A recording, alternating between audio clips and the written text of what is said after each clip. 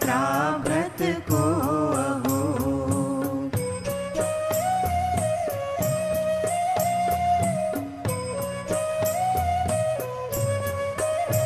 जीव चरित दर्शन ज्ञान स्थित स्वसमय निश्चय जानना।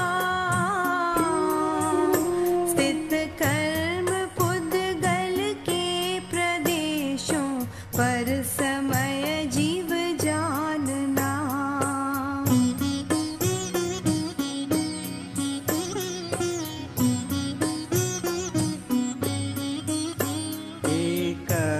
निश्चय गत समय सर्वत्र सुंदर लोक में,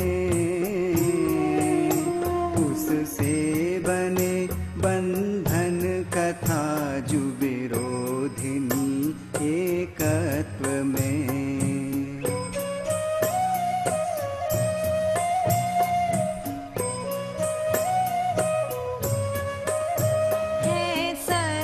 श्रुत परिचित अनुभूत भोग बंधन की कथा, पर से जुदा एकत्व की उपलब्धि केवल सुलभ ना।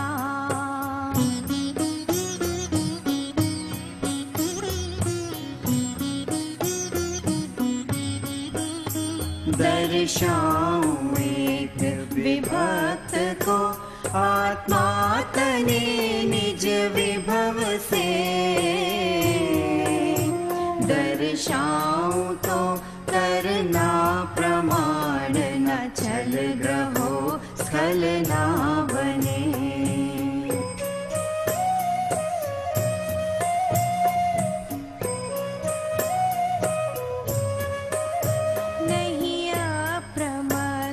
प्रमत्त नहीं जो एक ज्ञायक भाव है, इस रीति शुद्ध कहायरु जो ज्ञात वो तो वो ही है।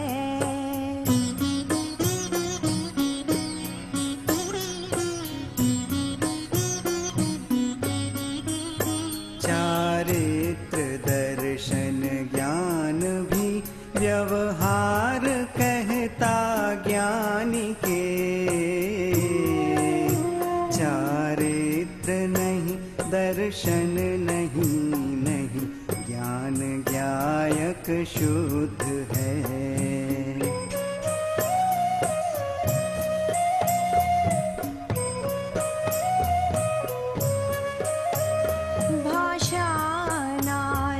बिना न समझा नाजु शक्य अनाद को, व्यवहार बिन परमार्थ का उपदेश हो अशक्य यो।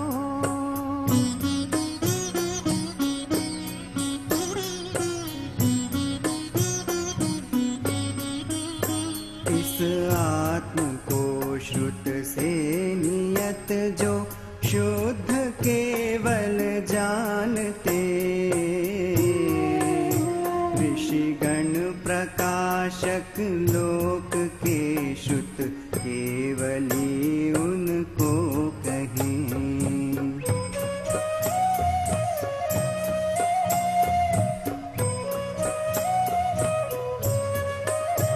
श्रुत ज्ञान सब जाने जो जिन श्रुत केवली उसको कहे, सब ज्ञान सो आत्मा ही है श्रुत केवली उससे बने।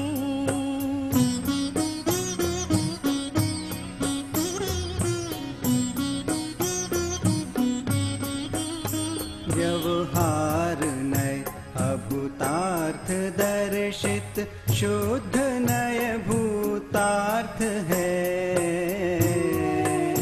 भूतार्थ आश्रित आत्मा सुदृष्टि निश्चय होय है।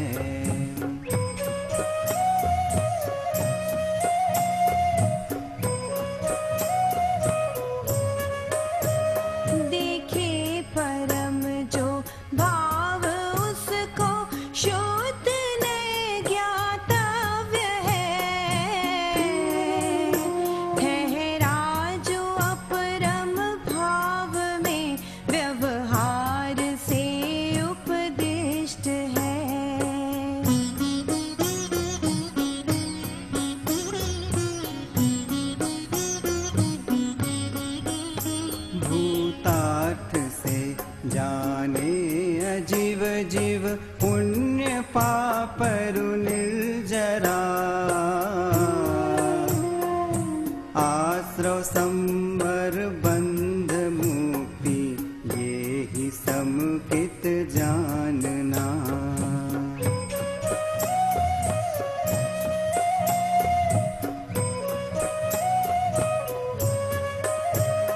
अनबद्ध स्पष्ट अनन्य अरु जो नियत देखे आत्म को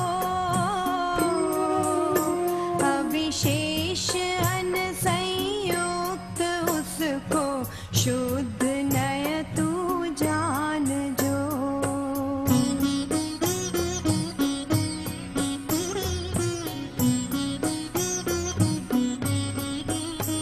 अनबद्ध स्पष्ट अनन्य जो अविशेष देखे आत्म को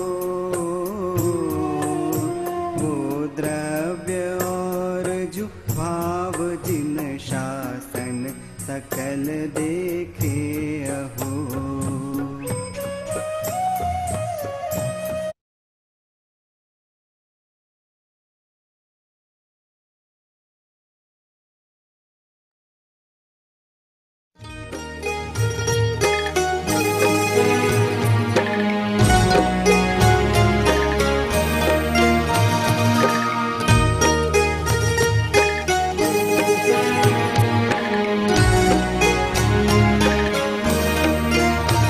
षड्वाद नय षट द्रव्य गुण पर्याय और प्रमाण का जड़ कर्म चेतन बंध का अरु कर्म के अवसान का कह कर स्वरूप यथार्थ जग का जो किया उपकार है उसके लिए जिन वाणी माँ को वंदना शत बार है उसके लिए जिन वाणी माँ को वंदना शत बार है वंदना शत बार है वंदना शत बार है।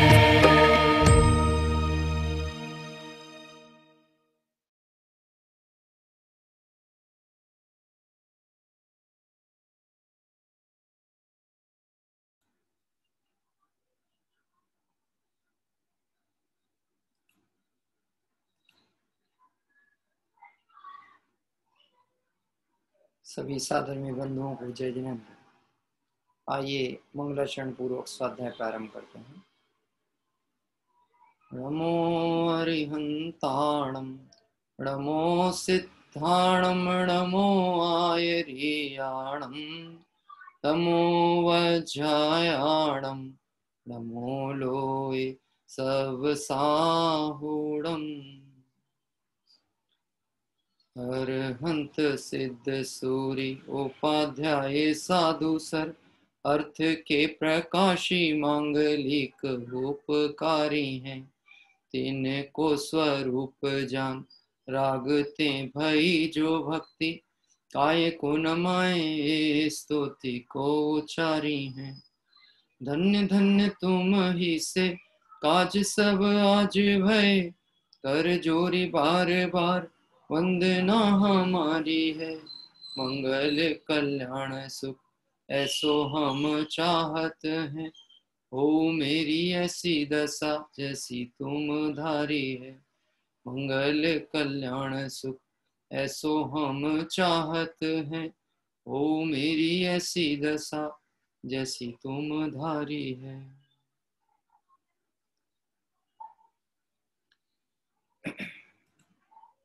पर्वादिराज दशलक्षण महापर्व के मांगलिक प्रसंग से हम सभी ब्रह्मचर्य धर्म और शील भावना की चर्चा विगत दिवस से कर रहे थे।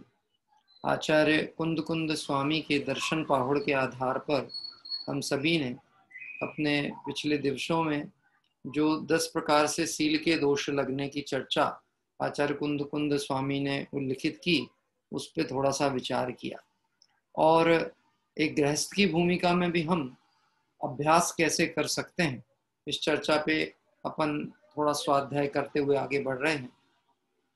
इस क्रम में आज थोड़ा सा एक विषय है, 5 पॉइंट हैं तत्वार सूत्र और भगवती आराधना आदि ग्रंथों के आधार पर।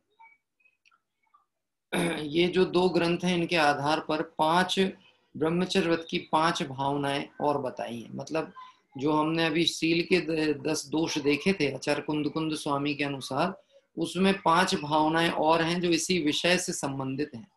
तो चूंकि ये लगातार क्रमिक विषय था, इसलिए अपने मन में आया कि ये 5 पॉइंट और पढ़ें।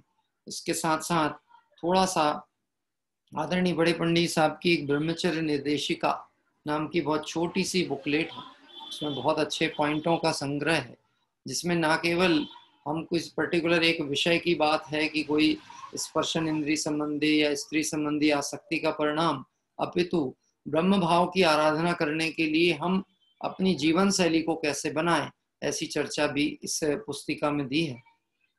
उसके कुछ महत्वपूर्ण स्थल और पॉइंटों पे हम विचार करने के लिए आगे बढ़ेंगे। आइए पहले थोड़ा सा जो विषय हमारा चल रहा था उस विषय पे देखें कि ब्रह्मचर्य अर्थात क्या है। कि ब्रह्म स्वरूप में चर्या अर्थात लीनता ही परमार्थ ब्रह्मचर्य है। ब्रह्म यानी आत्मा और आत्म स्वरूप की लीनता, यही ब्रह्मचर्य है। तो देखा जाए तो मुख्यपने तो दिगंबर मुनिराज के दिन रात एक ही कार्य है, आत्म स्वरूप की लीनता। उपयोग जब वहां नहीं टिकता तो फिर कदाचित करुणा बुद्धि हो, रागांश का उदय आ जाए तो जगत के जीवों को मोक्ष का मार्ग प्ररूपित करते हैं। मतलब उनके कथनों में, उनके वचनों में या उनके माध्यम से जिन श्रुत का लेखन आदि होता है, और उस माध्यम से जगत के जीवों के लिए इस ब्रह्म भाव की बात निकल करके आती है। निश्चित ये समझना, जो जिस रस में डूबा होता है उससे वही रस की प्राप्ति हो। विषय भोगी जीव का संयोग विषय भोग को ही बढ़ाता है, और ज्ञानियों का संयोग ज्ञान की भावना को पुष्ट करता है। यहाँ पे जिस चर्चा को आज हम लेने वाले हैं, यद्यपि ये पॉइंट लगभग वैसे ही हैं, उस जैसे ही हैं जो हमने पढ़े थे, लेकिन फिर भी चूंकि इनमें 5 पॉइंटों के माध्यम से अति संक्षिप्त में ब्रह्मचर्य व्रत की भावना भाने की बात की है, तो उस पॉइंटों को हम लेते हैं। पहला पॉइंट है स्त्रियों के अंग देखना। ये एक पॉइंट इसमें दिया गया है, स्त्रियों के अंग आदि देखना। इसको दोनों तरफ से लगाना, जैसे हमने स्वाधारा संतोष व्रत और स्वामी संतोष व्रत में लगाया था ना, उसमें दोनों चीजों को लगाना, स्त्री के अंग आदि को देखना। इसको यानी चाहिए ब्रह्मचर्य व्रत की भावना में से निषिद्ध में रखा गया। ये क्यों रखा गया कि राग की भूमिका में जीव को वैसा परिणाम आए, विकार रूप उत्पन्न होए, इसीलिए उस चीज को निषिद्ध ही कहा। देखिए आपको ध्यान होगा कि बचपन से ही अपन अपने बच्चों को ऐसा कहते थे, ये चीज नहीं देखो, ये मत खाओ। इसका मतलब है हम उस विषय में जानते हैं और बच्चा अनजान है। तभी तो हम उसको ये बात निषेध करते हैं ना। हम जानते हैं कि ये विषय उसके योग्य है कि नहीं है, तो हम उसको निषेध ही करते हैं सीधे, इसे मत छुओ, इसे मत खाओ, इसे मत देखो, इसे स्पर्श नहीं करो। तो मतलब ये जो हमारी वाक्यावली है, ये हमें इस अर्थ की तरफ से बताती हैं कि मैं इस विषय का जानता हूँ, लेकिन हो सकता है यह बालक इस विषय का जानकार नहीं है, इसकी योग्यता नहीं है, इसलिए इसकी क्षमता कमजोर होने के कारण से इसके विकृति आ सकती है। एक उदाहरण मैंने पढ़ा अभी कुछ समय पहले, जिनसेन स्वामी जो अपने हुए आचार्य जिनसेन स्वामी हुए, इन जिनसेन आचार्य के द्वारा जो प्रथमान योग में कथानकों का वर्णन किया, इसमें चूंकि प्रथमान योग के कथानक में नगरों का वर्णन भी आता है, रानियों का वर्णन भी आता है, तो ये सारी चर्चाएं आती हैं। तो किसी को ऐसी शंका हुई थी कि ये जिनसेन स्वामी जो हैं, ये कहीं ब्रह्म भावना से च्युत तो नहीं हो गए, क्योंकि जैसा वर्णन उसमें आता ना, उसमें श्रृंगार रस का पुट भी होता है। लेकिन आप ये समझना, मैं उस पॉइंट को आपको पढ़ के सुनाता हूं कि क्यों इस विषय पे जोर दिया गया और लोगों को शंका कैसे हो जाती है। जिनसेन आचार्य ब्रह्मानंद की रसास्वादी थे। ब्रह्मानंद मतलब ब्रह्म स्वभाव के रसास्वादी थे। वैसे व्यवहार में उत्कृष्ट कवि भी थे। उन्होंने श्रृंगार रस से उत्प्रोत मरुदेवी का सौंदर्य नख सिखांत काव्य में प्रदर्शित किया। मतलब जिनसेन स्वामी ने जो महापुराण आदि ग्रंथों की रचना की, उसमें आदिनाथ की माँ यानी कहना चाहिए ऋषभ देव की माँ मरुग देवी का श्रृंगारिक वर्णन किया। किसका वर्णन किया? श्रृंगारिक वर्णन किया। यानी कहते हैं कि इतना श्रृंगारिक वर्णन उसमें किया गया है कि कोई रागी जी उस बात को पढ़े तो उसे विकार उत्पन्न भी हो जाए। तो आश्चर्य की बात है। क्या कह रहे हैं? तो विकार उत्पन्न हो जाए तो उसकी दृष्टि में क्या लगेगा कि दिगंबर मुनिराज आत्म आराधक और जिन्होंने कहना चाहिए अणुव्रत के तो नहीं महाव्रत के जो धारी हैं, जो कहना चाहिए ब्रह्मचर्य महाव्रत का अंगीकार करते हैं, 18,000 प्रकार के सील दोष को अंगीकार करते हैं, उनके द्वारा ऐसा श्रृंगारिक वर्णन हो तो उनके परिणाम बिगड़ते होंगे कि नहीं, ऐसा लोगों को प्रश्न उत्पन्न होता है। तो देखिए लिखा है, जिसे पढ़कर सामान्य जन्म विकारी बन जाते हैं तब समस्त दक्षिणावर्त और आर्यावर्त में अपवाद फैला। मतलब उन नगरों में अपवाद फैल गया जिनसेन स्वामी के विपरीत कि श्रृंगारिक काव्य के माध्यम से दिगंबर जैन यति जिन सेनाचार का ब्रह्मचर्य स्खलित हुआ, इनका ब्रह्मचर्य नष्ट हो गया। क्यों? स्त्री संबंधी चर्चा करने से, स्त्री के श्रृंगारिक जीवन का। और वो भी कौन सी स्त्री का वर्णन किया उनने? एक भव अवतारी मरुदेवी माँ का। किसका किया? एक भव अवतारी मरुदेवी माँ का। हाँ, और स्वयं जो तीर्थंकर की माँ 16 स्वप्न देखती हैं, हाँ, और स्वयं विशेष धर्म आराधक भी, लेकिन उनके भी तो नाम कर्म का उदय होगा ना। हाँ, कि जिस तीर्थंकर की माँ है तो उनका भी बाह्य रूप कितना सुंदर होता हो। अरे आपको ये मालूम हो ना कि माता पिता का रंग वर्ण कैसा है उसकी झलक बच्चे में देखने को मिलती है। ऐसा ही होता ना, माता पिता का वर्ण डार्क हो तो बच्चों का कलर भी कैसा है, वो जीन्स कैसे होते वैसे। तो अभी ये जो माँ है, इस माँ का देखें तो अंतर परिणति तात्विक है, लेकिन बाहर का सौंदर्य कैसा है कि बहुत रूपवान है। तो जिनसेन आचार्य ने जब वर्णन किया तो दोनों पक्ष को लिया, लेकिन जगत के जीवों को ऐसा लगता है कि इनकी चर्चा मात्र कर देने से कहीं जिनसेन आचार्य ब्रह्मचर्य से स्खलित तो नहीं हो गए, ऐसा भ्रम व्याप्त होने लगा।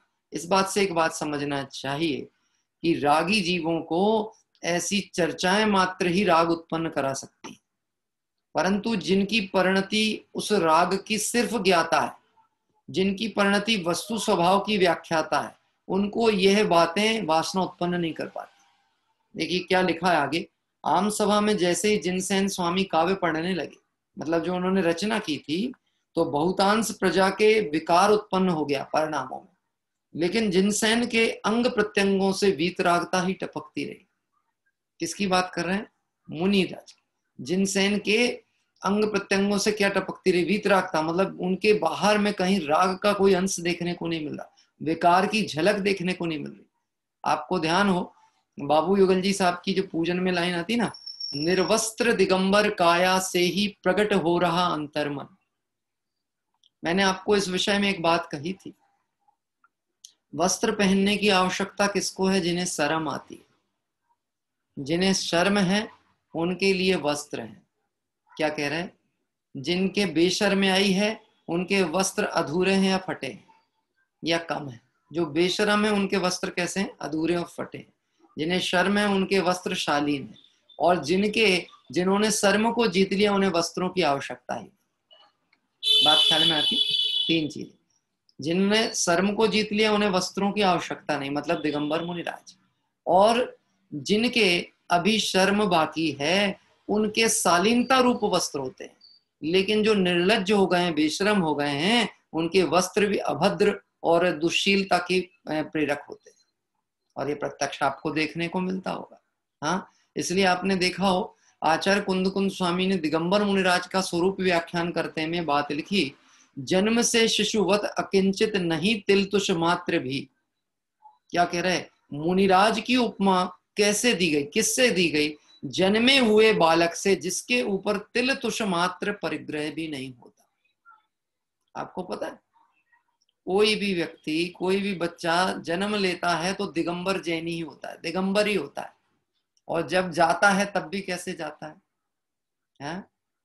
ये जाता भी दिगंबर ही है, ये कुछ साथ में जाने वाला नहीं है। जन्म लिया था तब भी कोई एक वस्त्र का आवरण नहीं था। ये तो जिस कुल में पैदा हो जाए, जिस संस्कृति में हो जाए, वहां के वस्त्र आभूषण और वस्त्र आभरणों से उसको सजा दिया जाता है।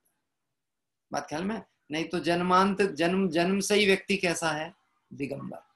आप और हम कैसे हैं? दिगंबर हैं। और अभी कैसे हैं?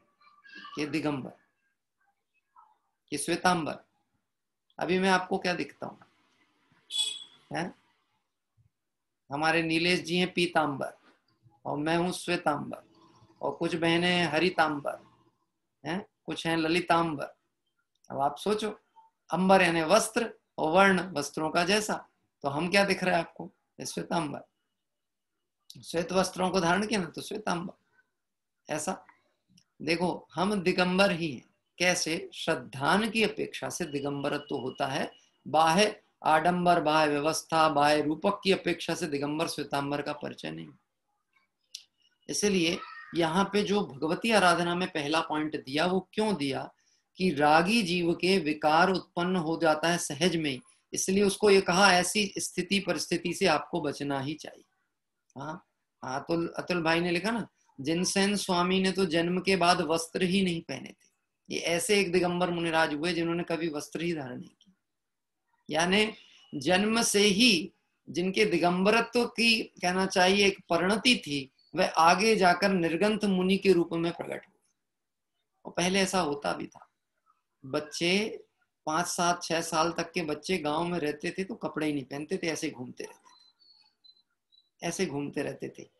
शर्म आती थी उनको? हाँ, शर्म आती थी? नहीं आती। क्यों शर्म नहीं आती थी? बेशर्म थे? नहीं, शर्म आती है विकारों से। विकार शर्म का कारण होते हैं। जिन्होंने विकार को जीत लिया उन्हें शर्म की बात ही नहीं। क्या कह रहा है? देखो, कोई ऐसा बोले, अभी एक घटना मैंने सुनी।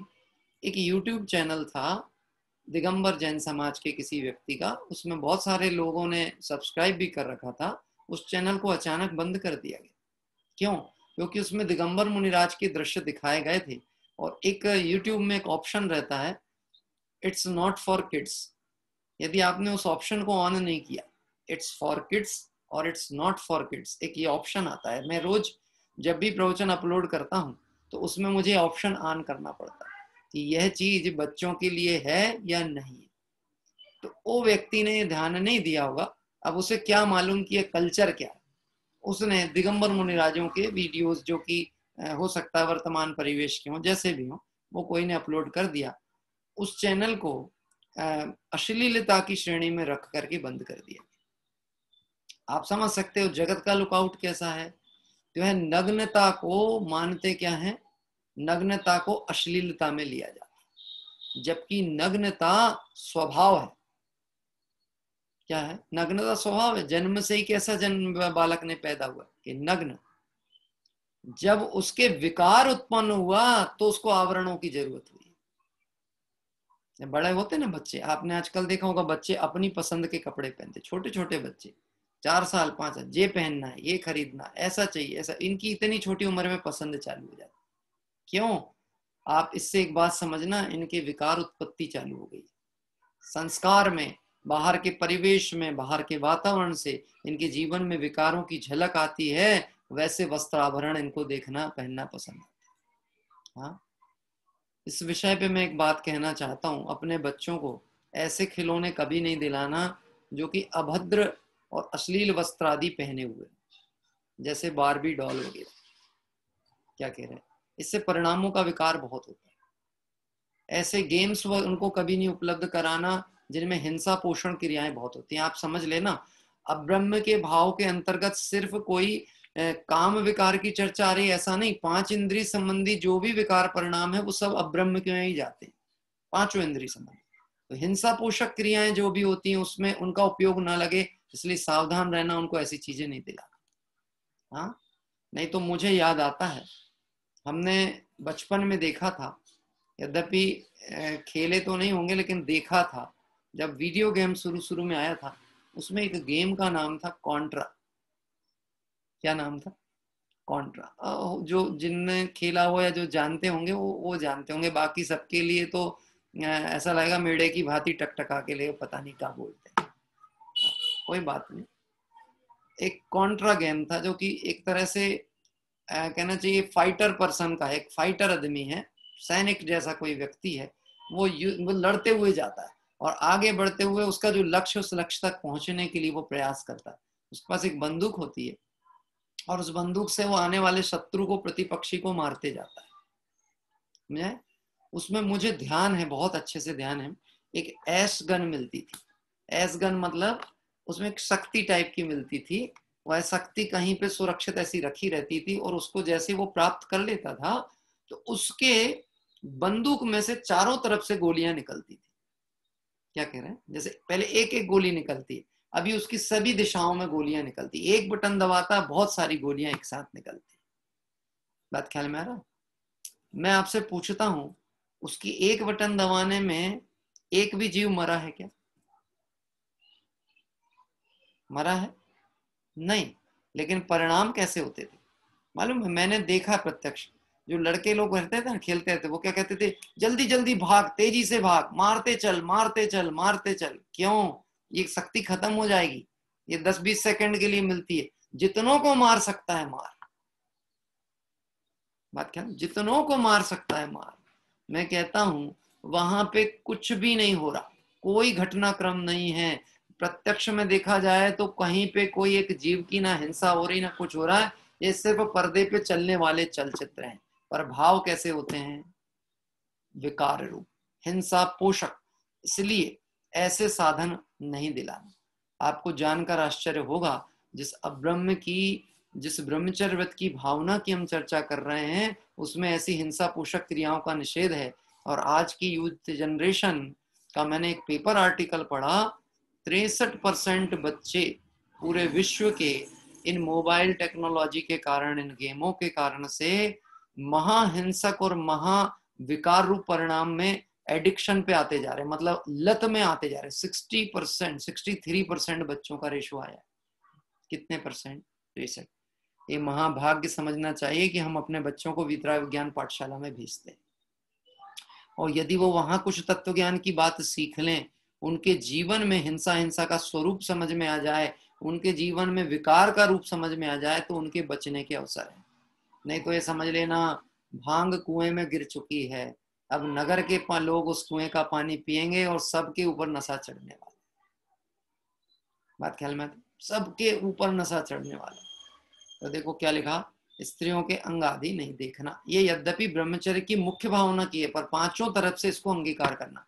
पांचों तरह से, मतलब अहिंसाणुवत, सत्याणुवत, चौर्याणुवत, ब्रह्मचर्याणुवत और परिग्रह परिमाणवत, इन पांचों की आराधना होगी तो ब्रह्म स्वरूप की आराधना होगी। ब्रह्मचर्य का मतलब सिर्फ ब्रह्मचर्य नहीं होता, उसमें पांचों को लेना, 5 प्रकार के पाप का त्याग और 5 प्रकार के अनुव्रत की भावना गृहस्थ की भूमिका से, और महाव्रतों की भावना मुनिराज की भूमिका से। पूर्वानुभूत भोग आदि का स्मरण रहना। क्या कह रहे हैं? पूर्वानुभूत भोग आदि का स्मरण रहना। भोगे जो भोग पहले, उनका न होवे सुमरण। अब मैं आपसे कहता हूं, एक समय ऐसा था आपकी पाचन क्रिया बहुत अच्छी होती थी, जो भी खाते थे पच जाता था। हाँ? कितने भुट्टे खा सकते आप? भुट्टे, भुट्टा समझ गए? कॉर्न कितने खा सकते? एक समय था कि क्षमता थी, आंतें मजबूत थी, तो 2 भी खा लिया तो कुछ पता नहीं लगे। अभी थोड़ा खा ले और पचे ना तो तकलीफ हो जाए। तो वो क्या विचार करता था, मतलब अपने परिवार लोगों से, अपने से बात करें ना तो क्या बात करेगा। एक समय ऐसा था 2-3-4 हम खा जाते थे, पता नहीं लगता था। अब तो कुछ नहीं कर पाते साहब, अब नहीं खा सकते, अब पचता नहीं है। अब मैं आपसे पूछता हूँ, ये जो आपकी बात है कि पहले खा लेते थे अब पचता नहीं है, ये किस बात को बता रही है?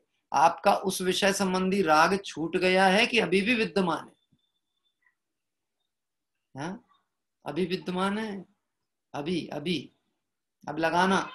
उपवास के दिन में किसी से ये बात कहना कि आज हमारा उपवास है तो आज हम तो भोजन नहीं करेंगे, आज हम ये मिठाई नहीं खाएंगे, हमारे लिए रख देना, कल खा लेंगे, तो बोलो उपवास है कि नहीं? रात्रि भोजन का त्याग है अपना, तो रात्रि भोजन के त्यागी को रात्रि में भोजन की चर्चा करना चाहिए कि नहीं करना चाहिए? मैंने आपको बताया था ना, पहले भी अपनी जब चर्चा चलती थी तो मैंने इस प्रसंग पे आपको संकेत किया था कि 10 लक्षण व्रतों में अपन जाएं, अष्टानी का पर्व में जाएं, अपने रात्रि भोजन का त्याग, और माताओं बहनों को ऐसी नए नगर में पहुंचे तो उनको परिचय तो ज्यादा है नहीं। अब मान लो हमारे घर परिवार से साथ में मान लो पत्नी गई है या कोई परिजन गए हैं साथ में, तो वो कभी भी संकोचवश अपने से तो नहीं पूछेंगे, पर उनसे तो पूछ सकते हैं ना कि प्रवचन खत्म हुआ उसके बाद माताएं बहनें खड़े होकर बात करती हैं मंदिर ही के अंदर, बाहर की नहीं कह रहा, तो वहां पूछेंगी पंडित जी लेते क्या है, इनको पसंद क्या है, इनके लिए कल क्या बना सकते हैं, आप समझ सकते। और कई बार प्रसंग आया जब कोई नहीं था तो वो डायरेक्ट भी पूछ लेती थी, देखो आप बिल्कुल अपना घर जैसा समझना, आप तो हमको बहन मानना, और आप तो बता दो आपको क्या पसंद है, हम वो ही बना देंगे, जो आपको जचता हो, रुचता हो, पचता हो वो हम बना देंगे। तो कब होगी ये चर्चा, तो बोलो रात्रि में। अब हम कहें हमारे रात्रि भोजन का त्याग है, तो वो कहेंगी हम तो कल सुबह के लिए पूछ रहे हैं ना आपसे, हाँ कल सुबह के लिए पूछ रहे हैं ना।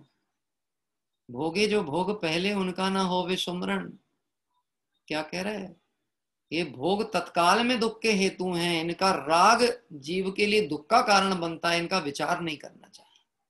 इसको ब्रह्मचर्य की भावना में रखा गया है कि जो भोग भोग लिया है उसका विचार नहीं करना। हाँ क्यों, ये बात इसलिए समझना आवश्यक है, गृहस्थ की भूमिका में हमने प्रवेश किया, ये कमजोरी थी। अगर हमारे बल मजबूत होता तो गृहस्थ की भूमिका में नहीं आते, कमजोरी की दशा में प्रवेश किया। लेकिन तत्वाभ्यास में यदि कमजोरी घटती है तो उनका स्मरण नहीं करना। जैसे मैं आपसे एक बात कहता हूँ, मेरी जो बुआ दादी थी ना, बुआ दादी मतलब मेरे तो दादी और दादा को हमने देखा नहीं, हमने नहीं, हमारे पिताजी ने भी समझे, इतने अल्प आयु में उनके देह छूट गई थी कि उनको कोई स्मरण नहीं था। पिताजी जब 3 वर्ष के थे तब माँ शांत हो गई, और 7 वर्ष के थे तो पिताजी शांत हो गए। इतने छोटी उम्र में कोई नहीं था आगे ना पीछे, लेकिन जीव अपनी योग्यता से जैसा जो उसकी भवितव्यता होती है, अपना उपादान होता है तो काम होता है। मतलब मैं उनकी बायोग्राफी भी लिख रहा हूँ, हो सकता जब भी होए, पूरी टाइम लगेगा लंबा, लेकिन उस पे मैं लिख रहा हूँ कि जैसे बनारसी दास जी ने अर्ध कथानक लिखा था, ऐसा लोगों ने बोला कि उनके लिए वो लिखना चाहिए, कहना चाहिए अभिनंदन ग्रंथ आदि, लेकिन पिताजी को ये चीजें पसंद नहीं थी, मैंने उसका प्रक्रिया नहीं ली, वो चीज नहीं ली। सर्वांगीण जीवन की हर घटनाक्रम का सोच करके उस पर लेखन करने का भाव रखा, तो उसमें यही लिखा, संघर्ष से समाधि तक, मेरी जीवन यात्रा संघर्ष से समाधि तक। तो संघर्ष मतलब वो बाल्यावस्था के काल से लेकर के आगे का जो समाधि तक उनकी स्थिति रही, जीवन के पड़ाव कैसे आए, अनुकूलताएं प्रतिकूलताएं कैसे आई, जीवन में कमी भी क्या रही। देखो अभिनंदन पत्र आदियों में, अभिनंदन बुकों में, अभिनंदन ग्रंथों में मुख्यतः प्रशंसावाचक बातें होती हैं, ऐसे थे, ऐसे थे, ऐसे थे, इनके ये गुण है। एक अर्ध कथानक ऐसा ग्रंथ है बनारसी दास जी का, जिसमें उन्होंने अपना जीवन वृत्त का 55 साल का जीवन क्रम लिख डाला, और वह सारी चीजें लिखी जो उनके जीवन में कमी भी थी। क्यों, ये जीव को आत्म अन्वेषण करना चाहिए अपने जीवन, हमें सुधार अपना करना है तो हमें अपने दोष भी दिखना चाहिए। बिन जाने ते दोष गुणन को कैसे तजिए गहिए, दौलत राम जी ने लिखा, बिन जाने ते दोष गुणन को। तो कमजोरी की अवस्था में हम गृहस्थ की भूमिका में प्रवेश कर गए थे, भोग आदि में विकल्पों में लगे रहे, घर गृहस्थी में लगे रहे। आज यदि पुण्योदय के अनुसार सामर्थ्य हो गई हो और थोड़ा आत्मिक की भावना जगती हो, तो पुराने समय के दिनों को याद नहीं करना। क्या कह रहे हैं, याद नहीं करना। अरे ना कष्टों को याद रखना, ना अनुकूलताओं आकुलता को याद रखना, ना अनाकुलता को याद रखना। कष्टों को भी याद नहीं रखना और साता के उदय को भी नहीं करना, नहीं तो परिणाम हमेशा धारावाही वहीं से जुड़े रहेंगे। बात ख्याल में आती।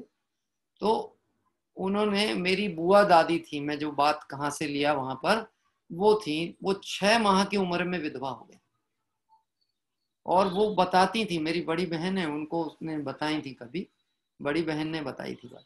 बुआ कहती थी कि वो उस समय मतलब 6 महीने मतलब शायद 12-13 वर्ष की उम्र में उनका विवाह हो गया था, क्योंकि उस समय तो बहुत पुरानी बात है, वहां तो बाल विवाह जैसी परंपराएं चलती थी।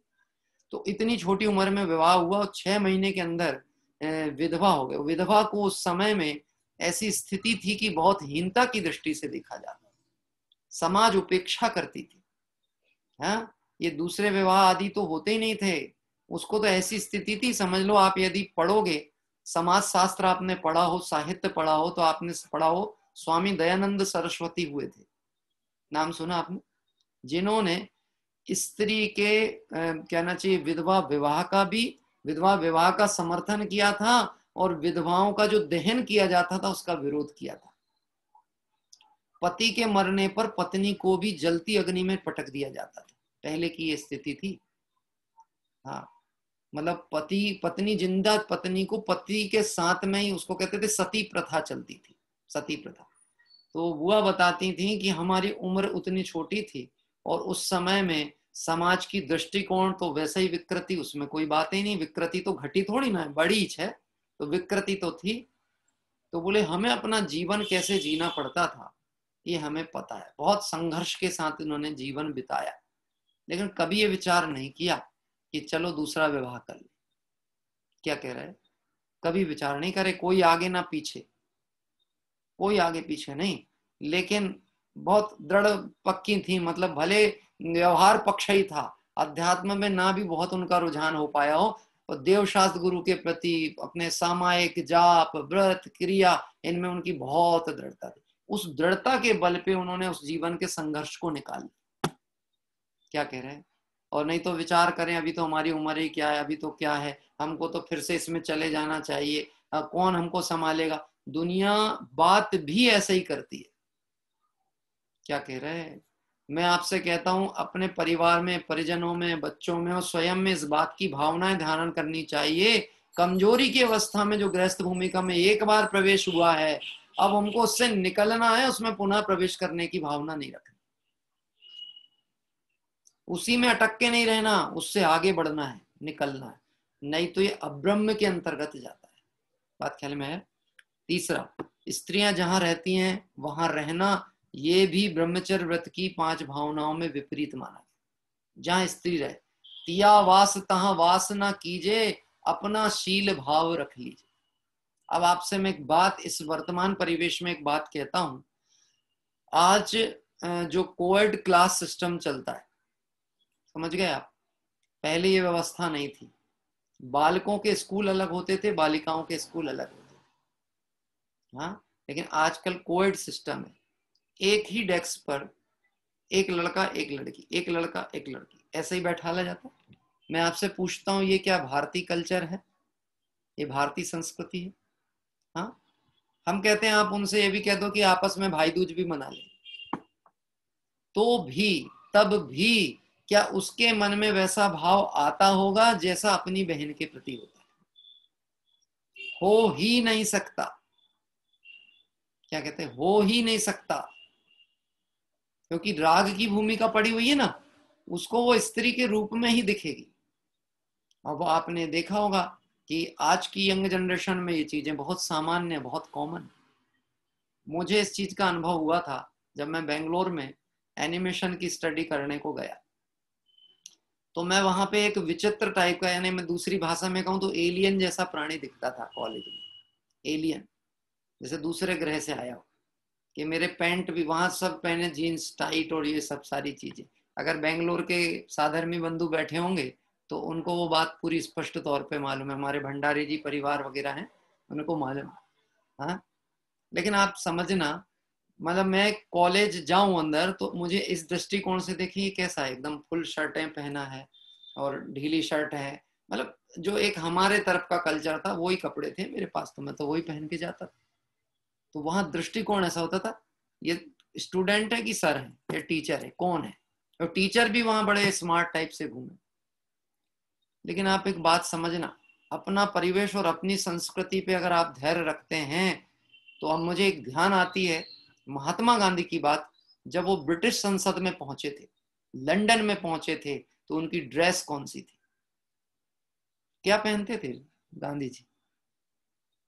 हाँ, दे दी हमें आजादी बिना खड़क बिना ढाल, साबरमती के संत तूने कर दिया कमाल। क्या पहनते थे? एक धोती और एक कपड़ा। पता है, उनके जीवन व्रत का सन्मति संदेश में अनेक कथानक आए हैं। उस कथानक में एक जगह ऐसा कथानक भी लिखा मैं, आप समझ लेना, ये धर्म ब्रह्मचर्य की बात कर रहा हूं, पर नैतिकता की तरफ से भी विचार करने की बात है। आज की जनरेशन को इस दृष्टिकोण से बात पहुंचनी चाहिए। गांधी जी एक बार कहीं जा रहे थे और रास्ते में उन्होंने एक महिला को कपड़े धोते हुए देखा और उसकी साड़ी फटी हुई थी बहुत, और वो कैसे धो रही थी कि अपना ही पल्ला थोड़ा थोड़ा धोती थी, अपनी साड़ी को खींचती और थोड़ा धोती, फिर लपेटती, फिर धोती, फिर लपेटती, और फिर भी गंदी साड़ी पहनी थी। गांधी जी ने देखा तो गांधी जी ने बोला कि क्यों बहन, क्या है, तुम ए साड़ी को धोना है तो दूसरी पहन लो और इसको पूरी धो लो, ये क्या है। तो उसने उत्तर दिया, मेरे पास एक ही साड़ी है बाबा जी, मेरे पास एक ही साड़ी है। क्या कह रहा है? तो गांधी जी ने अपना वो दुपट्टा उतार के उसको दे दिया और उसके बाद से उन्होंने एक हेर वस्त्र धारण किया कि मैं एक ही कपड़ा धारण करूंगा, दो नहीं करूंगा, कम से कम एक से किसी का तन तो ढकेगा।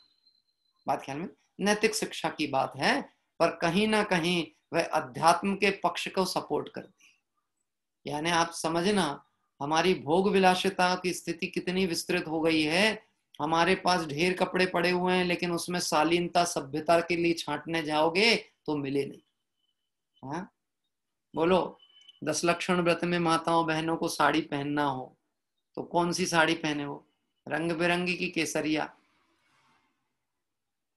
हाँ, फिर समाज को एक व्यवस्था करनी पड़ती है, एक महिला मंडल का कोड बना दिया जाए, उन सबके लिए एक जैसी साड़ी लाके दो, क्योंकि नहीं तो फिर वो सबरी चित्र विचित्र पहन के आएंगी, एक जैसी केसरिया वस्त्र, केसरिया वस्त्र, केसरिया वस्त्र।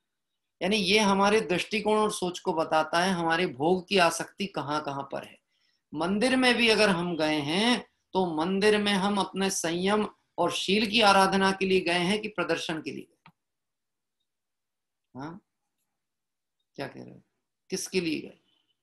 और अगर हमारे वस्त्राभूषण से, वस्त्राभरण से किसी का परिणाम विकार रूप होता है तो मंदिर में किसी के परिणाम विकारित करने का पाप बंध कितना होता होगा, आपको पता है? ये जो हीरो हीरोइन है ना, यंग एज के कोई बच्चे हों तो वो सुनना भी है ना, जो हीरो हीरोइन होते हैं ना, हाँ, ये कहाँ जाते होंगे? स्वर्ग, नरक, मोक्ष कहाँ जाते होंगे? ये पंडित जी तो परिणाम अनुसार जाते होंगे। हाँ, आपको पता है, ये जाने के पहले ही अपने कई भवों का निश्चित कर चुके होते हैं। क्यों? इनके जो वस्त्र आभूषण, इनका रख रखाव, इनका जीवन शैली है, ये जीवन में दूसरों के कितने जीवन में विकार लाएगी इसका ठिकाना नहीं। इनके जाने के बाद भी इनके वेशभूषाओं को देख देख कर कितने जीव विकारित करेंगे परिणाम, आगे भविष्य में भी ये सब का कर्मबंध इनको पहले ही हो चुका होता है। क्या कह रहे हैं? जितना इन्हें प्रसिद्धि का विकल्प होता है ना, उतना ही पतन इनका साथ में रहता है, और ये आइडल बनते हैं लोगों के, उन लोगों के जिनका स्वयं पतन होने वाला है, स्वयं पतित हैं और दूसरे के पतन के कारण। बोलो, हमारे आइडल कौन है? आदर्श अशरीरी सिद्ध भगवान, आदर्श तुम्ही मेरे, अविरोध शोध चिद घन, उत्कर्ष तुम्ही मेरे, अशरीरी सिद्ध भगवान, आदर्श तुम्ही मेरे। बहुत अच्छी पंक्तियां डाली हैं भाई जी साहब ने। भविजन तुम सम निज रो, ध्या कर तुम सम होते, भविजन तुम सम निज रूप। सिद्ध भगवान का रूप कौन सा है? हाँ? कौन सा रूप है बताओ? सिद्ध भगवान की उपमा कैसे देंगे? भविजन तुम सम निज रूप। भगवान का रूप वो है जो मेरा रूप है। सिद्ध की उपमा मेरी आत्मा से दी जाती है। हाँ, तो मैं आदर्श किसको बनाऊंगा? जो मेरी जाति का, जो मुझसे मिलता हो। हाँ, संतोष जी क्या बोलते हैं, हमको भी सेंड करना। क्या सेंड करना? हाँ, कोई बात नहीं, आप बता देना, होगा तो सेंड कर देंगे। क्या सेंड करने के लिए बोला है मुझे? ये भजन तो बहुत प्रसिद्ध भजन है, अगर ये पूछ रहे हैं तो होगा तो भेज देंगे। भविजन तुम सम निज रूप, ध्याकर तुम सम हो। चैतन्य पिंड शिव भूप होकर सब दुख खो दे। हाँ, कौन सा रूप है मेरा? चैतन्य प्राणों से जीवित नित, इंद्रिय बल श्वासोच्छ्वास नहीं। कैसे हूं मैं? चैतन्य प्राण वाला हूं। अशरीरी सिद्ध भगवान आदर्श हैं। ऐसे विकार उत्पन्न करने वाले लोग मेरे आइडल नहीं है। मेरे घर में इनको कोई स्थान नहीं है। मेरे घर में स्थान यदि होगा तो दिगंबर मुनि भगवंतों का होगा, सतियों के चित्रावलियां होंगी। मेरे घर में ऐसे प्रेरणात्मक चित्र होंगे जिसे देख करके बच्चे को उनके पंथ पे चलने का भाव आए, ना कि परिणाम विकार रूप हो जाए। पहले एक पोस्टर आता था, कहने में अच्छा नहीं लगता लेकिन कहे बिना मन भी नहीं मानता। क्यों? क्योंकि विकृति है तो विकृति को बताना तो पड़ता है। पहले एक पोस्टर आता था, ऐसे छोटे छोटे बच्चों को दिखाते हैं, एक फूल का गुलदस्ता पकड़ा हुआ है और वो एक छोटी बालिका है और वो उसको आलिंगन कर रहा है या उसको चुंबन कर रहा है। ऐसे चित्र आते थे, पोस्टर देखिए आपने। मैं आपसे पूछता हूं, वो बच्चों के मन में कोई विकार था क्या? विकार तो उस कलाकार के मन में था जिसने वह चित्र बनाए। अब मैं आपसे बोलूं, वह विकार सिर्फ उस चित्र में नहीं था, वह विकार हमारे अंदर यदि होगा तो हम अपने बच्चों को अश्लील वस्त्र पहनाएंगे, क्योंकि हम घर की बहू हैं, हमारी मजबूरी, हम पहन नहीं पाते घर के अंदर। हाँ, खुले में मौका मिलता है, बाहर जाते हैं तो फिर अपना विकार पूरा प्रकट कर लेते हैं, लेकिन घर परिवार समाज के बीच में नहीं कर सकते, तो अपने बच्चों को तो पहना सकते हैं ना। बच्चे तो छोटे हैं साहब, उसमें क्या होता है? बच्चे में क्या होता है? 3 साल की बच्ची है, क्या हो गया है? उसको ऐसे पहना दिए छोटे छोटे कपड़े, अशोभनीय वस्त्र, क्या गया? आपको पता है, विकार परिणति वाले जीव को गाय, स्त्री पर्याय की गाय में भी विकार परिणाम हो सकता है। ऐसा लिखा है जनवाणी में। जिसके विकार होना हो ना, उसको कहीं पर भी विकार हो सकता है, किसी भी रूप में विकार हो सकता है। उसको चित्रों को देख के विकार हो सकता है, उसे अचेतन स्त्री पर्याय की वस्तुओं को देख के विकार हो सकता है। इसलिए लिखा है, स्त्रियां जहां रहती हैं वहां नहीं रहना। और ये मुख्यपने तो मुनि धर्म में आपने देखा ही है, परंतु गृहस्थ ज्ञानियों के जीवन में भी ये चीज देखने को मिलती। इतना आइडल लाइफ उनकी होती है। गुरुदेव श्री के पास में कभी कोई छोटी बालिका भी नहीं आ सकती थी। छोटी बालिका, जो उनका स्वाध्याय कक्ष था ना, उसके कैंपस के आसपास भी नहीं आते थे कभी। इसका मतलब कभी ये नहीं समझना कि कोई स्त्री को स्त्री पर्याय में हीन देख रहे। देख तो सबको भगवान आत्मा रहे हैं, परंतु ब्रह्म भाव की आराधना में कहीं किंचित भी परिणाम विकृत ना हो, इतनी सावधानी उनकी होती थी। चौथा पॉइंट है श्रृंगार कथा करना, इन बातों से विरक्त रहना। श्रृंगार कथा करना ये अब्रह्म का भाव है, और ये इसको हम कहें तो स्त्री कथा, राज कथा, चोर कथा, ये जो विकथाओं के भेद हैं उनमें सब चीजें गर्भित होती हैं। हाँ, श्रृंगार कथा करना कहाँ होती होंगी? श्रृंगार कथाएं घरों में, मंदिरों में, मित्रों में, स्कूलों में, बाजार में, कहाँ? कि जहां पे विकार परिणति वाला जीव बैठ जाए वहीं पे चालू हो जाती है। मैंने आपको कहा था ना, कोई मंदिर में अच्छे कपड़े, अच्छे आभूषण पहन के किस लिए आया? कि वीतरागी भगवंतों को तो कुछ लेना देना ही नहीं है कि ये राजा की पत्नी आई है, रानी आई है, कि ये कोई दरिद्री आई है, इससे तो कोई लेना ही देना नहीं था। लेना देना किसको था? किसको था? जिनकी दृष्टि में विकार था उनको था, और तेरे अंदर में विकार था इसलिए तेरे को भी था। तेरा भाव था दिखाऊं, उनका भाव था देखना। हाँ, तो बोलो, हम जिन मंदिर में क्या दिखाने गए थे और क्या देखने गए थे? हाँ, मतलब क्या दिखाने गए थे और क्या देखने गए थे? जिन मंदिर काहे के लिए जाते हैं और रोज जाते हैं? रोज काहे के लिए जाते हैं? दिखाने की देखने। अच्छा, हम दिखाने जाते हैं कि देखने जाते हैं? हाँ, बोलो बोलो। पहला पॉइंट दिखाने जाते हैं कि दूसरा पॉइंट देखने जाते हैं? देखने जाते हैं, दिखाने नहीं जाते।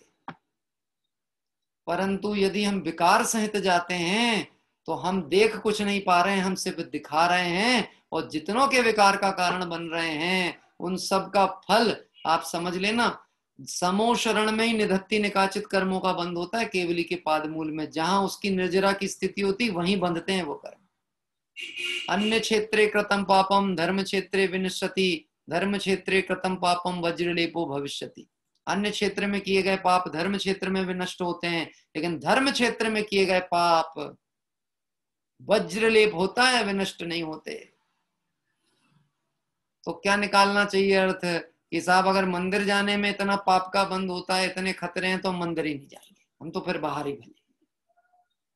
उपदेश तो ऊंचा चढ़ने को दिया जाता है, गिरने के लिए नहीं। क्या कह रहे टोडरमल जी साहब का कथन है ना, उपदेश ऊंचा चढ़ने को, गिरने को नहीं कहा जाता। देखना, श्रृंगार कथा करना, अब इस श्रृंगार कथा में आप विचार करना कहाँ कैसी कब किस रूप में चालू हो जाए, कोई आश्चर्य की बात नहीं। जब आप अपने घर परिवार के शादी ब्याह प्रसंग में पार्टी में बैठोगे, तब तो मुझे लगता ही है कि निश्चित उस समय तो कोई धर्म चर्चा के प्रसंग तो नहीं छोते होंगे, नहीं, क्योंकि एक माहौल भी नहीं है।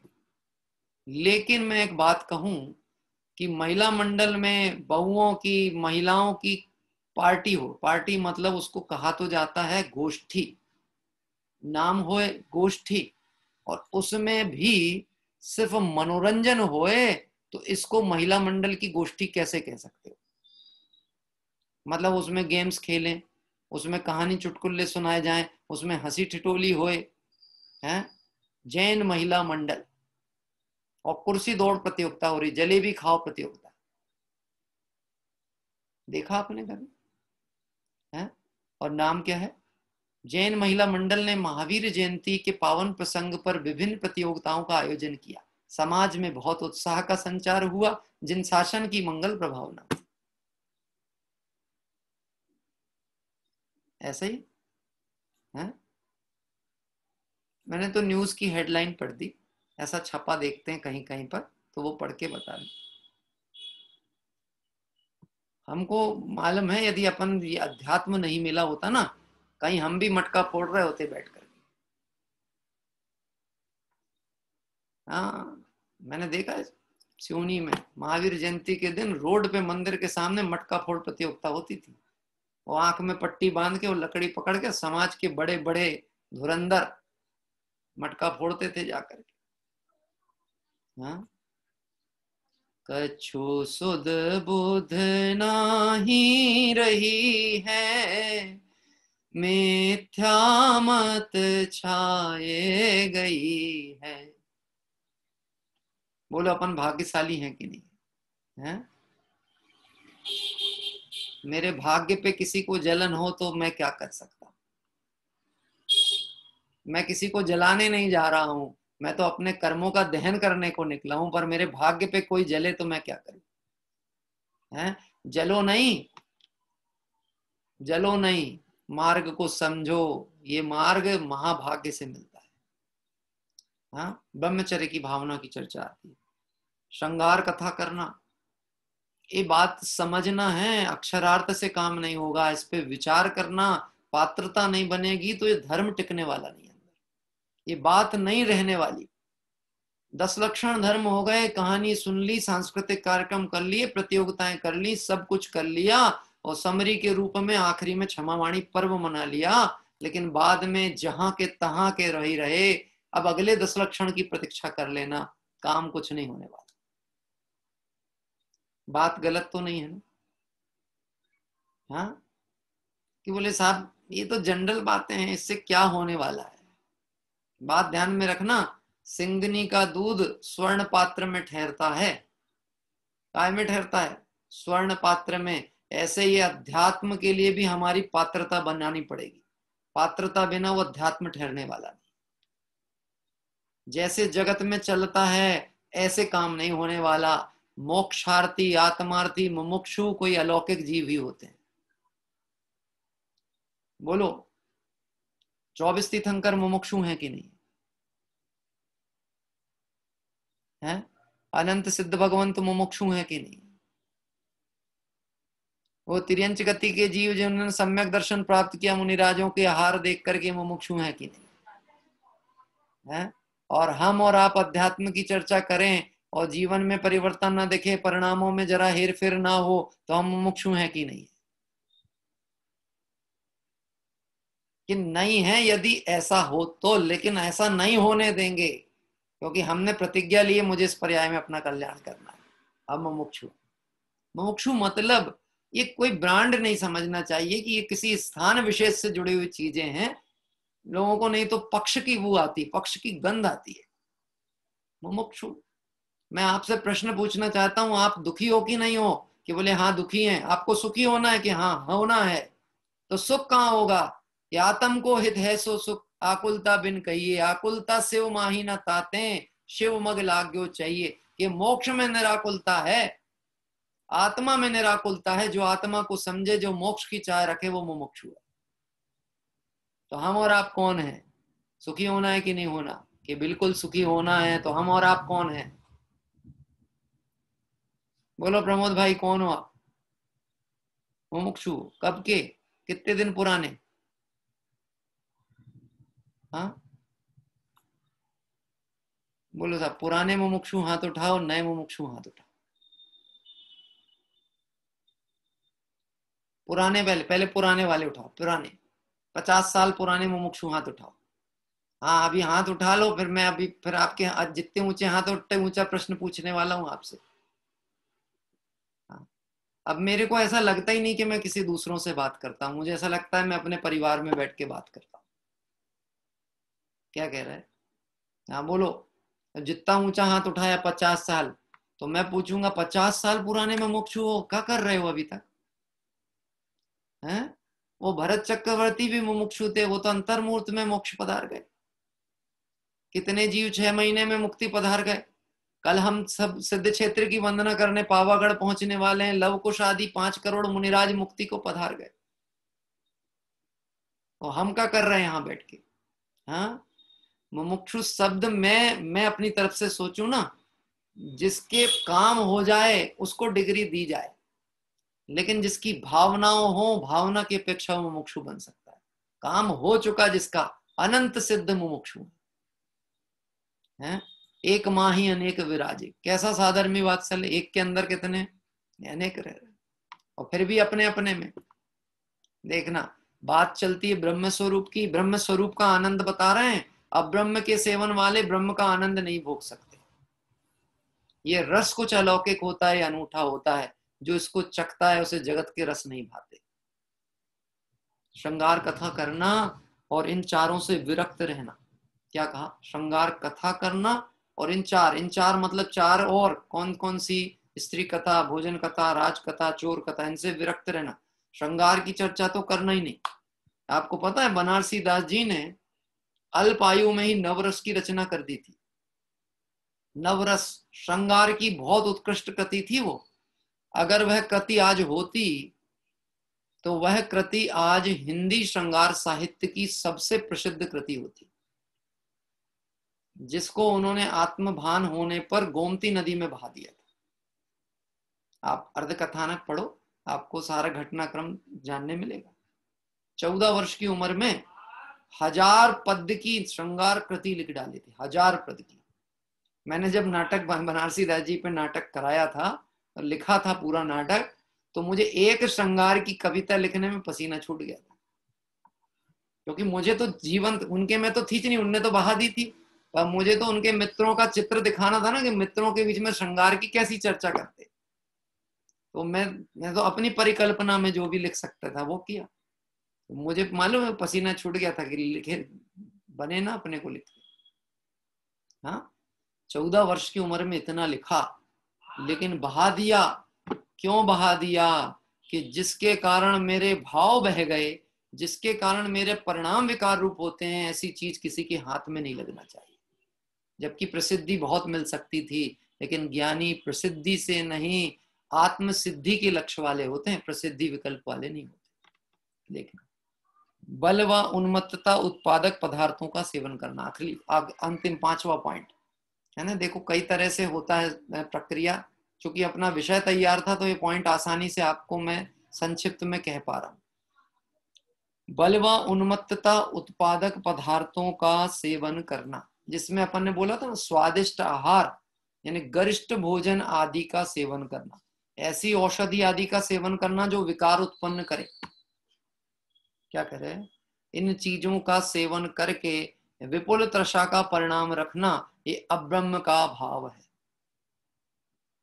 किसी किसी को बहुत पिक्चर देखने का विकल्प होता है, बहुत, यद्यपि देखने जैसी बात है ही नहीं, उसमें देखने जैसा कुछ है ही नहीं, सिर्फ विकार की ही जनक है। किसी की विपुल तृषा होती, बहुत, पहला शो देखेंगे, जैसे ही आई नहीं, पहला शो, 1000 रुपए की टिकट होगी तो मर पच करके भी लेकर के आएगा। मुझे एक बार की बात याद है, मैं कलकत्ता में था, तो कलकत्ता में क्रिकेट मैच था, क्रिकेट मैच, तो मैं जिनके घर पे परिचित जो थे उनके यहाँ बैठा था, तो उनका लड़के की आकुलता मैंने देखी थी उस समय तो मुझे भी इंटरेस्ट था क्रिकेट देखने में, लेकिन मैंने उसकी व्याकुलता देखी थी, तो मैंने कहा मैं इतना व्याकुल तो मैं नहीं हूं जितना ये दिखता है। मतलब उस समय, आज से मुझे ऐसा लगता है 15-18 साल पहले, उसने 5000 रुपए की टिकट लेकर के आया था। क्या कह रहे हैं? वो महा आकुलता, इतनी आकुलता कि टिकट कहाँ रख गई, टिकट कहाँ रख गई, टिकट कहाँ रख गई, ऐसे लगे जैसे आत्मा के प्रदेश निकल के खो गए उसके पे। हाँ, इतनी आकुलता। किस चीज की आकुलता है? विषय के सेवन की लोलुपता पड़ी हुई है। आप क्या सोचते हो कि वो तो इससे मनोरंजन है? मनोरंजन नहीं है, लोगों के हार्ट फेल हो जाते हैं, पता आपको, वर्ल्ड कप देखते देखते। अगर उनकी तीव्र उसके प्रति आसक्ति का परिणाम हो, उनको लग रहा हो मैच जीतने वाले थे और हार गए, तो ऐसा दिल का दौरा पड़ जाए और मरण हो जाए। ऐसे भोगों के प्रति आसक्ति आत्मार्थी की नहीं होती। चारित्र मोहिनी के उदय में उसके भी होते हैं, पर आसक्ति नहीं होती। ज्ञानी के निरंतर ज्ञान और वैराग्य शक्ति चलती है। क्या कह रहा है? इसीलिए तो कहा है सम्यक दृष्टि के भोग ही निर्जरा के हेतु हैं, अज्ञानी को वही बंद फल देते हैं। तो भोग निर्जरा के कारण नहीं है, परंतु उसके जो ज्ञान और वैराग्य धारा साथ में चलती है, वह उसको भोग में अटकने नहीं देती। इस तरह से ऐसे उत्पादक पदार्थों का सेवन नहीं करना। इस तरह से 5 पॉइंटों की चर्चा हुई। आगे ब्रह्मचर्य निर्देशिका के कुछ पॉइंट अपन आगामी दिवसों में पढ़ेंगे, जो नैतिक जीवन और शिक्षा संबंधी है, उसकी चर्चा कल करेंगे। आइए हम सभी, आज मैं थोड़ा 5 मिनट का समय अतिरिक्त लूंगा, और आज जिनवाणी स्तुति हम नहीं पढ़ेंगे, भक्ति का क्रम आज ड्रॉप करेंगे। एक वैराग्य प्रसंग हमारे परिजनों के बीच में आया है, परिवारजनों के बीच में। हमारे एक साधारणी बंधु नागपुर से जुड़ते थे। आज इस ये जो महाव्याधि बीमारी चल रही है, उसमें आज ही उनके पिताजी, यानी परिवार जुड़ा भी था अपने तीर्थ यात्रा क्रम में, एक दिन वो हमारे बाबूजी का आज देह परिवर्तन हो गया इसी बीमारी के चलते। तो अभी हम 12 भावना का थोड़ा पाठ करेंगे और उसके बाद भाव प्रतिक्रमण करके जिनवाणी स्तुति करके विराम करेंगे। बच्चों का भी कार्यक्रम आज हम ड्रॉप करेंगे। आइए प्रारंभ करेंगे। बाबू युगल जी साहब की बहुत सुंदर 12 भावना है, वैराग्य पोषक, आप सभी और हम सभी के स्मरण में है। शांति पूर्वक हम 12 भावना का पाठ प्रारंभ करते हैं। आप सब भी दोहराइएगा। भववन में जी भर घूम चुका, कण कण को जी भर भर देखा, मृग सम मृग तृष्णा के पीछे, मुझको न मिली सुख की रेखा। झूठे जग के सपने सारे, झूठी मन की सब आशाएं, तन जीवन यौवन अस्थिर है, क्षण भंगुर पल में मुरझाए। सम्राट महाबल सेनानी, उस क्षण को टाल सकेगा क्या। अशरण मृत काया में हर्षित, निज जीवन डाल सकेगा क्या। संसार महादुख सागर के, प्रभु दुखमय सुख आभासों में। मुझको न मिला सुख क्षण भर भी, कंचन कामिनी प्रासादों में। मैं एकाकी एकत्व लिए सब ही आते। तन धन को साथी समझा था, पर ये भी छोड़ चले जाते। मेरे न हुए ये मैं इनसे, अति भिन्न अखंड निराला हूँ। निज में पर से अन्यत्व लिए, निज समरस पीने वाला हूँ। जिसके श्रृंगारों में मेरा यह महंगा जीवन घुल जाता। अत्यंत अशुचि जड़ काया से, इस चेतन का कैसा नाता। दिन रात शुभाशुभ भावों से मेरा व्यापार चला करता। मानस वाणी और काया से आश्रव का द्वार खुला रहता। शुभ और अशुभ की ज्वाला से झुलसा है मेरा अंतस्थल। शीतल समकित किरणें फूटे, संवर से जागे अंतर बल। फिर तप की शोधक वन्नी जगे, कर्मों की कड़ियां टूट पड़े। सर्वांग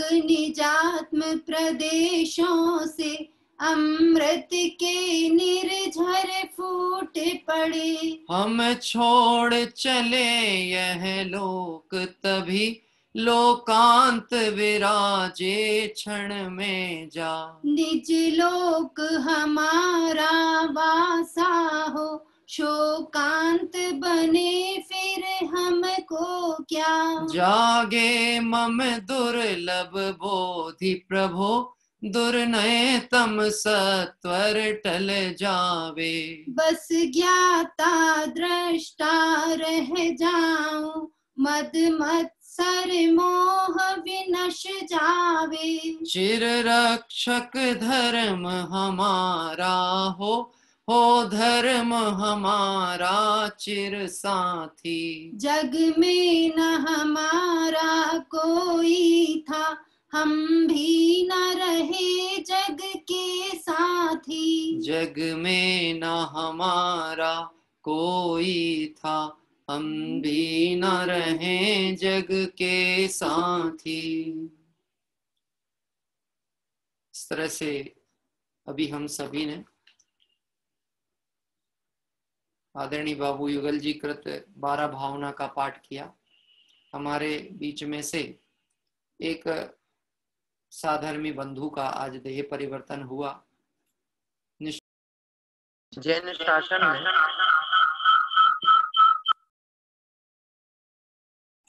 लेकिन जैन शासन में ऐसी कोई बात नहीं होती कि कोई ईश्वर की मर्जी थी।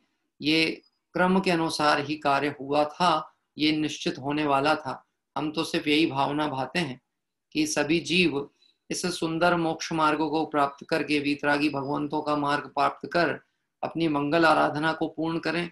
और जो जीव देह परिवर्तन करके भी इस पर्याय से गए हैं, वह आगामी भवों में इस मनुष्य कुल को प्राप्त करके, उत्तम भव को प्राप्त करके, अपने जीवन के लक्ष्य को प्राप्त करके अभ्युदय को प्राप्त होंगे। ऐसी भावना हम सभी करते हैं।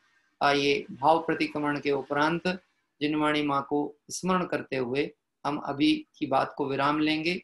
कल प्रातः काल हम सभी पावागढ़ जी सिद्ध क्षेत्र के दर्शन पूजन के लिए पहुंचेंगे 7:25 पर। जी, हमारे मोनी नाम था मोनी मामा करके आपने ध्यान दिया होगा। हम उनका स्मरण मतलब नाम बोलते थे।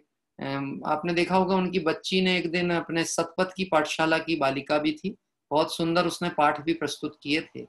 उसके दादाजी का आज देह विरह हुआ है और हमारा भी निजी बहुत निकट उनसे संपर्क रहा।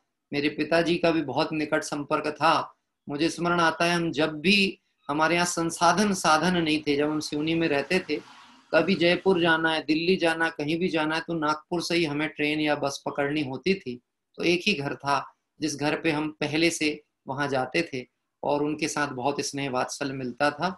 निश्चित ही वह आत्म परिणामों को लक्ष्य में लेकर वह आत्मा शीघ्र अभ्युदय को प्राप्त करेंगे, ऐसा भाव रखते हुए आइए हम भाव प्रतिक्रमण पाठ करते हैं। हे अरिहंत प्रभो, मुझसे मन वचन काय द्वारा कृत कारित अनुमोदना द्वारा समरंभ समारंभ आरंभ द्वारा क्रोध मान माया लोभ द्वारा प्रमाद इत्यादि विभावों द्वारा इस भव में या पूर्व भव में सच्चे देवशास्त्र गुरु की अभिनय हुई हो, व्रतों में अतिक्रम व्यतिक्रम अतिचार अनाचार दोष लगाया हो, एकेंद्रिय से लेकर पंचेंद्रिय तक किसी भी जीव की हिंसा हुई हो, विराधना हुई हो, दिन या रात में लगाए सर्व दोषों का पश्चाताप व्यक्त करता हूं, क्षमा मांगता हूं। वह मेरे सभी दोष मिथ्या हो, मैं मुझ में रहूं, इस प्रकार मैं इन सभी दोषों का प्रायश्चित करता हूं। ओम नमः सिद्धेभ्यः। आइए जिनवाणी माँ की स्तुति बाबू युगल जी के द्वारा रचित एक भाव वही स्तुति का पाठ मैं करता हूँ। अमर साधना में रत योगी तन कांटे सा सूख गया है, वैभव की उन्माद भरी उन रातों को अब भूल गया है। इधर वासना थकती जाती, उधर तप रही कंचन काया, मचल पड़ी है उसे रिझाने आज विश्व की मोहक माया। तपोवन्नी में जल जल योगी कंचन हो निकला करते हैं, अभिशापों में वरदानों के स्वर्णिम फूल खिला करते हैं। भाव मरण से त्रस्त प्रतिक्षण मेरे घट में अमृत घोलो, मैं विवेक बिन अंध सारथी नए अंजन से लोचन खोलो। 3 बार विधि पूर्वक नमोकार मंत्र का पाठ करते हैं। नमो अरिहंताणम नमो सिद्धाणम नमो आयरियाणम नमो वच्छायाणम नमो लोए सब साहूणम। नमो अरिहंताणम नमो सिद्धाणम नमो आयरियाणम नमो वच्छायाणम नमो लोए सब साहूणम। नमो अरिहंताणम नमो सिद्धाणम नमो आयरियाणम नमो वच्छायाणम नमो लोए सब साहूणम। जय बोले द्वादशांग में जिनवाणी माता की जय, देवशास्त्र गुरु भगवान की जय हो, अनंत अनंत सिद्ध परमेष्टि भगवंतों की जय हो, वीतरागी जैन शासन की जय। देखिए, एक अंतिम बात मेरे मन में विकल्प में आती है। ऐसे इष्ट के वियोग के प्रसंग तो हर जीव के साथ बनते हैं और बनेंगे, लेकिन हमें अपने जीवन में ऐसे पड़ाव पर तत्व विचार के द्वारा अपने आत्मबल को मजबूत रखना चाहिए और जो क्रमबद्ध है, इस क्रमबद्ध पर्याय को जो कि सर्वज्ञ के ज्ञान में झलका है, उसको भली प्रकार श्रद्धान करते हुए थोड़ा सा वैराग्य परिणाम का पोषण करना चाहिए और अपनी तैयारी में थोड़ा पुरुषार्थ बढ़ाना चाहिए। मतलब ये संकेत हैं, ये जीवन के में होने वाले जो घटनाक्रम में हमें संकेत करते हैं कि राजा राणा छत्रपति हाथिन के असवार, मरना सबको एक दिन अपनी अपनी बात। यानी हमें अपनी तैयारी भी सदैव जागृत अवस्था में तैयार करके रखना चाहिए और यदि हमारी ऐसी तैयारी हो तो निश्चित ही समाधि पूर्वक यदि देह का त्याग होगा और हमारे आत्महित की भावना होगी तो अल्पकाल में हम निश्चित मुक्ति को प्राप्त करेंगे। ऐसी भावना से 12 भावनाओं का आप चिंतन करें, वैराग्य चिंतन करें, वर्तमान पर्याय का भी मूल्य समझें और जो भी राज आज्ञा चलती है वर्तमान में, अभी जो भी हम मर्यादा के साथ अपना धार्मिक आराधना कर सकें, घर गृहस्थी का जीवन, आजीविका के विकल्प में भी बहुत दौड़ भाग ना करें, जो बहुत आवश्यक है वैसे कार्य करें, अधिक से अधिक समय अपने हित में लगाएं। ऐसा ये जो अवसर है ये दोबारा हमें मिलना बहुत कठिन है, ऐसा जानकर आत्मित की भावना को रखें। इसी भावना से बात को विराम लेते हैं। साधर्मी बंधुओं को जय जिनेंद्र। कल प्रातः काल 7:25 पर पावागढ़ जी सिद्ध क्षेत्र के दर्शन और वंदन के लिए हम सभी जुड़ेंगे।